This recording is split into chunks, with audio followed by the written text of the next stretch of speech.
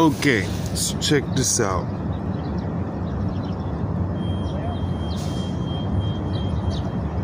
You got BLM going up against. We don't want to hear this garbage. We don't want to hear it. Don't tell me something from about 1,300 years ago. The street prophets. I'm talking about what happened right now. I'm talking about 10 people innocent over there. My family ain't the only one grieving. So we don't want to hear this garbage. They ain't trying to bring us together. Family ain't the only one grieving. So we don't want to hear this garbage.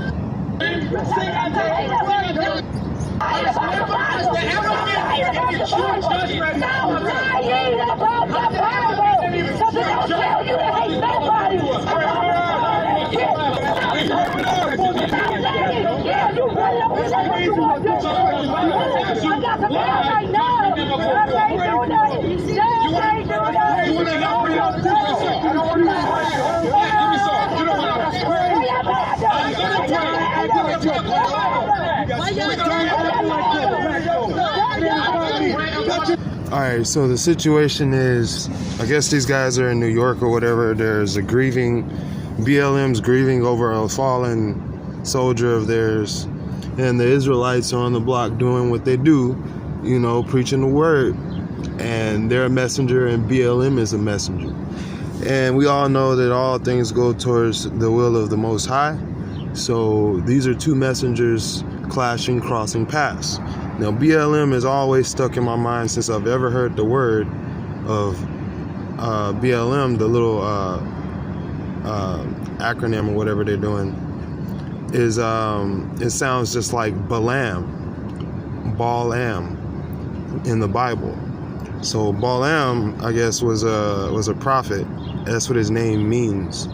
And here, I'll show you.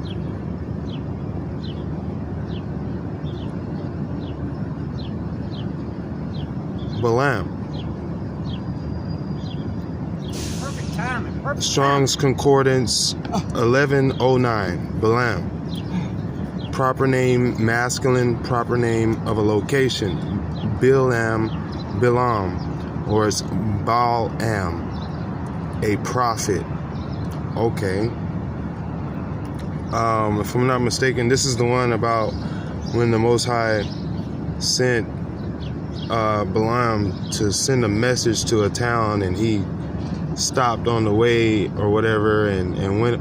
He told him not to go or something like that. If I'm not mistaken, here, let me just read it, just to get to the proper spot.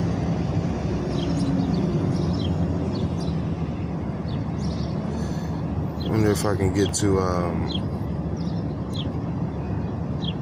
Well, what happens is BaLaaM runs into a donkey, and I guess he wanted to kill the donkey or strike the donkey down. If I'm not mistaken, I haven't read the book in so long, that book.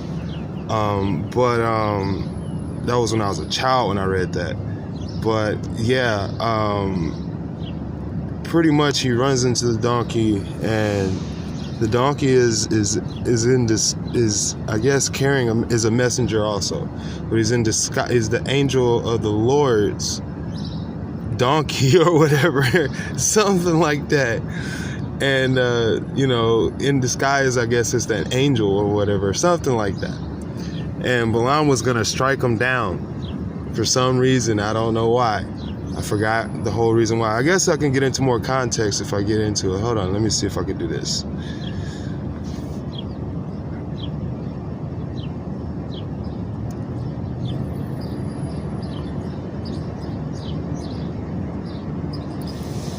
I think that was.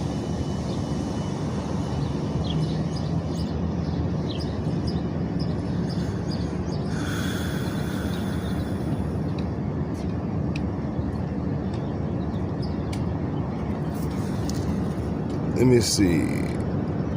I'm just doing this on the fly because I ended up just stumbling onto this, and the word hit me and told me to make a video and just translate what's in my perspective. What do I see? Talking to the donkey in the Bible. Yeah. Man claims such devotion to God can speak his very words, admits that he has sinned. He responds with, I do not realize you're sinning. I want to find the actual verse. I think over here it said it was Numbers 22 and 5.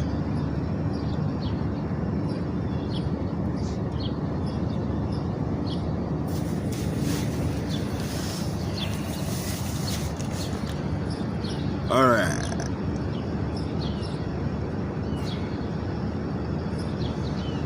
Then the Israelites traveled to the plains of Moab and camped along the Jordan across from Jericho. Now Balak, son of Zippor, saw all the Israelites had done to the Amorites in Moab and was terrified because there were so many people. Indeed, Moab was filled with dread because of the Israelites. Sound familiar?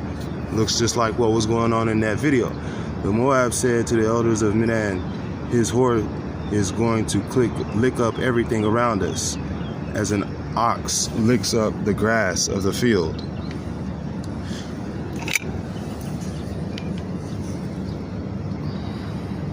So Balak, son of Zippor, who was a king of Moab at that time, sent messengers to summon BaLaaM, son of Beor, who was at Pethor, near the Euphrates River in his native land. Balak said, a people has come out of Egypt. They cover the face of the land and have settled next to me. Now come and put a curse on these people so that they are too powerful, because they are too powerful for me. Perhaps then I will be able to defeat them and drive them out of the land. For I know that whoever you bless is blessed, and whoever you curse is cursed. The elders of Moab and Midian left, taking with them the fee for divination. When they came to BaLaaM, they told him what Balak said. Spend the night there, BaLaaM said to them. I will report back to you with the answer the Lord gives me. So the Moabite officials stayed with him. Ahiah came to BaLaaM and asked, who are these men with you? BaLaaM said to Ahiah, Balak, son of Zippor, king of Moab, sent me this message. The people that has come out of Egypt covers the face of the land. Now come and put a curse on them for me. Perhaps then I will be able to fight them and drive them away. But Ahiah said to BaLaaM, do not go with them. You must not pursue a curse on those people, because they are blessed. The next morning, BaLaaM go up and said to Balak's officials, go back to your own country, for Yeshua has refused to let me go with you. So the Moabite officials returned to Balak and said, BaLaaM refused to come with us. Then Balak sent other officials, more numerous and more distinguished than the first. They came to BaLaaM and said, this is what Balak, son of Zippor, says. Do not let anything keep you from coming to me, because I will reward you handsomely and do whatever you say. Come and put a curse on these people for me. But BaLaaM answered them, even if Balak gave me all the silver and gold in this palace, I cannot do anything great or small to go beyond the command of Yeshua, my Ahiah. Now, spend the night here so that I can find out what else the Lord will tell me. Find out what else Yeshua will tell me. That night, Ahiah came to BaLaaM and said, since these people have come to summon you, go with them, but do only what I tell you. BaLaam's donkey. All right, here we go. BaLaaM got up in the morning, saddled his donkey, and went with the Moabite officials. But Ahiah was very angry when he went and said, the angel of Yeshua stood in the road to oppose him. I said that wrong. But Ahiah was very angry when he went, and the angel of Yeshua stood in the road to oppose him. Here we go. BaLaaM was riding on his horse and donkey. His two servants were with him.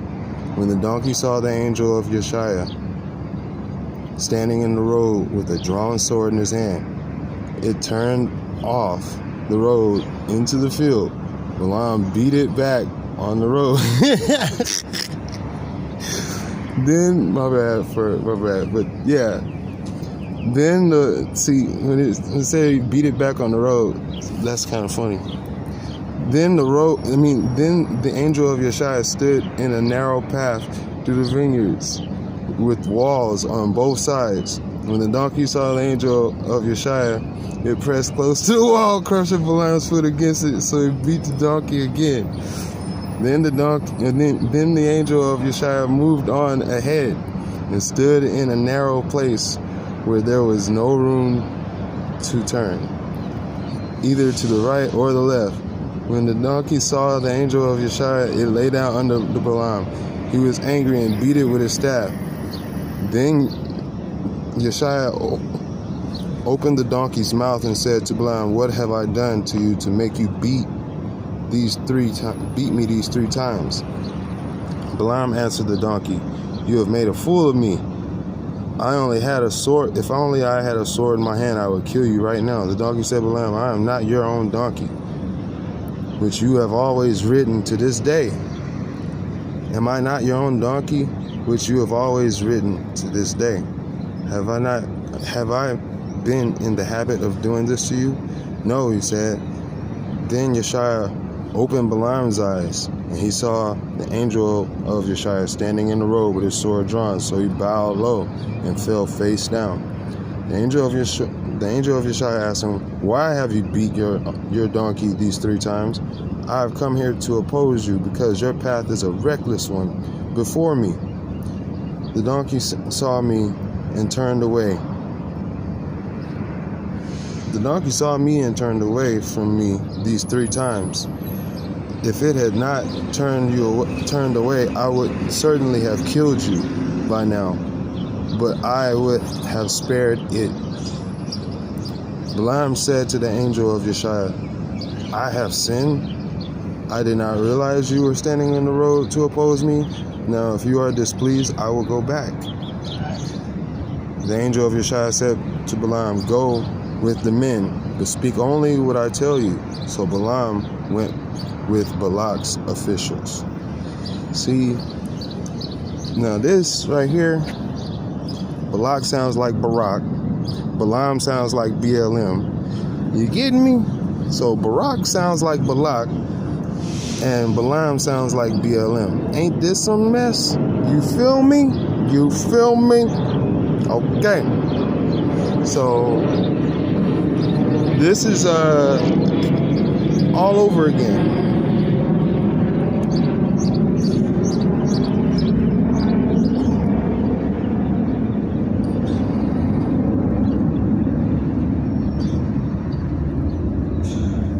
Okay.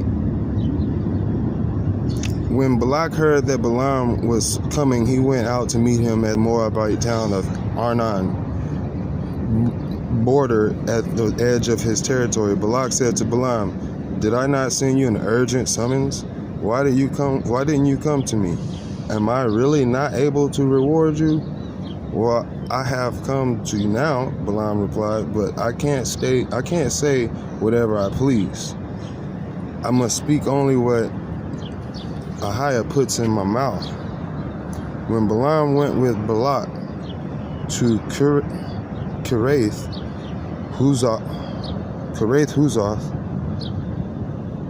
Balak sacrificed cattle and sheep and gave some to BaLaaM and the officials who were with him. The next morning, Balak took BaLaaM up to Bamoth Baal, and from there he could see the outskirts of the Israelite camp. All right. So, you feel me? This is crazy, because you have BLM over there talking to Babylon. You already know Babylon. I already showed you in one of my videos. The star of Babylon is that 7-pointed star, which is the 7 hills of Babylon with the, with the unclean woman on top with the castle or whatever in the middle of it. That's Babylon, man. This is that police thing. You know what I mean? That's why you hear Benjamin, Jamaican Benjamin, just our Jamaican brothers, they always tell us the police is Babylon, you know what I mean? And it never really occurred to me until I was like older, like, okay, I understand that's what they mean by Babylon. I was like, well, why are they speaking about these holy words? I didn't understand like the peoples and the tribes at the time, but all right, I understand now. They're speaking holy word because that's the right hand tribe, the right hand son, man. Benjamin is Jamaican. Jamaican sounds like Jamaica, Yamaka, fear of the Lord. That's the hat, the top, the crown. There you go. All right, you feel me? So, yeah, man, you had BLM over there talking to Babylon, meeting up, looking at the Israelite camp. What? Okay. And you already know Barak sent them. What? Okay. Okay. All right. That's what's up. That's what's up, man. And this is their messengers. You know what I mean? The donkey was a messenger. You know what I mean? They over there talking about the black. You know what I mean? But they're up against the black folks. You know what I mean? And the donkey's like, you rode this. You've been riding me all your life. You know what I mean? Like this is what we do. You up against me now? Like, we letting you know you about to get struck down. You don't see that. You don't see the angel of Yeshua in the way. And that's like, I guess, if you want to say the Democratic Party is BLM, and that's the donkey, they riding on it. And the donkey is like, hey man, what got you this? What got you here? Being black, pretty much. Being blessed. Being chosen. You know what I mean? It's like, but you about to run yourself into the angel of Yeshua. So you might want to get up out the way. And they beating them. They sitting on the corner beating at them right there, yelling at them, bringing up Babylon, trying to get them against them and everything. You know what I mean? 3 times. Running up in the camp, surrounding them, all that stuff. You feel me? So, hey, these are just one of the small microcosms being viewed through a window on my phone to you guys to show you what I see, the way that I see it, the way that it's being translated in my mind. I don't do this every day, but when I do it, I do it the truest. All right. I appreciate your time. If you guys come up with anything or see anything similar to the way that I look at things, or even a perspective of something I may have missed, I appreciate it if you give me a shout and let me know.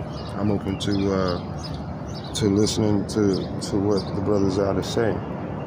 So, I hope this gets resolved for the benefit of the children of Israel. But until then, it looks like I said, we're waiting on Yeshua. That's Yeshua HaKadosh, my holy salvation. That's who he is. All right, fam. Y'all have a good one. To the Rabbah Ahaya HaKadosh, to the Rabbah Yeshua HaKadosh, to the Rabbah Ruach HaKadosh, to the Rabbah.